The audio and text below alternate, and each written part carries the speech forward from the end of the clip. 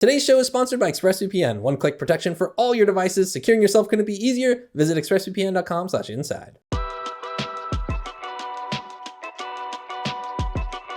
Since its premiere gameplay reveal last year, 343 has been very quiet about the progress on Halo Infinite's single-player campaign. Until now. Early Monday morning, a new trailer for Halo Infinite's campaign was released, and it has seemingly turned the tide on the game's initial lackluster reception. Back in July of 2020, criticisms for the gameplay debut ranged from issues with stiff animation to dull gameplay and outdated graphics, but we have to admit we very much enjoyed being introduced to one of Halo's best memes in a long time, Craig. Playfully, with a nod to how far the game has come over the last year, Craig is back in the newest trailer, and 343 even gave the big guy a bit of an upgrade.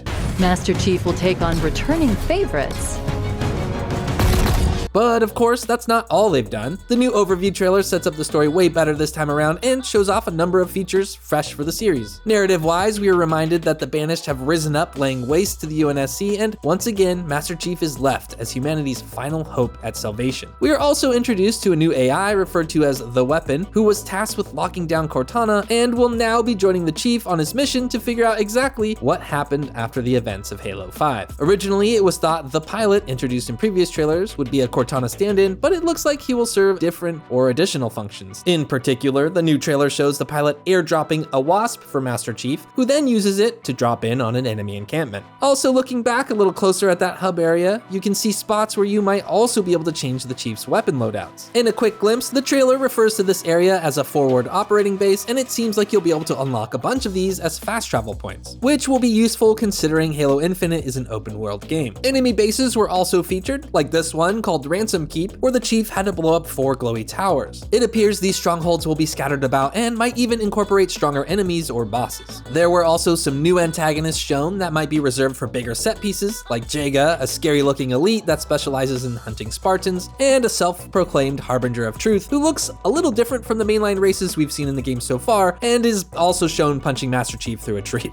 which is awesome. One of the bigger changes coming to Halo Infinite are RPG elements that will have you earning and spending resources to unlock special upgrades for armor and equipment. One example shown in the new trailer was an electric effect applied to the grapple shot, and another was a thruster upgrade that will let you do a type of dash maneuver. Overall, there were a lot of cool details, and the new gameplay trailer is certainly an upgrade over the original debut. If you compare the views and dislike ratio on the two trailers, it appears fans agree. In just 2 days, the new overview has already surpassed the debut in views and likes, but with significantly less dislikes, at 3,000 thumbs down opposed to the older trailer's 13,000. The new gameplay overview isn't without its critics though, and as we've reported before, there will be a few features like co-op campaign, dual wielding, and forge mode absent at launch, which may be disappointing for many. But so far, the broader reception has been fairly positive. To be fair, the original gameplay trailer had a tall order to fill, introducing an open world Halo game for the first time, while also trying to win back the hearts of Halo players who dropped off with 4 and 5. Unfortunately, it failed on both counts, which very likely contributed to Halo Infinite's year-long delay. While that original debut trailer did show off some of the cool mechanics like the grappling hook, it ultimately just featured Master Chief kind of running around, smashing up the same enemy types like we've seen him do 100 times before. Not to mention, the idea of an open world Halo game is already super concerning considering the series built its legacy on authored combat puzzles via encounters with specific combinations of enemies and terrain. Hell, we still have reservations about this new Halo game. However, that's where the new trailer really succeeds. In addition to making fans feel heard, there's plenty here to kind of pick apart and get excited about. But what do you think? Did 343 successfully pull Halo Infinite up from the grave, or does it still look the same to you as when they showed it off last year? Let us know in the comments, and thanks for watching.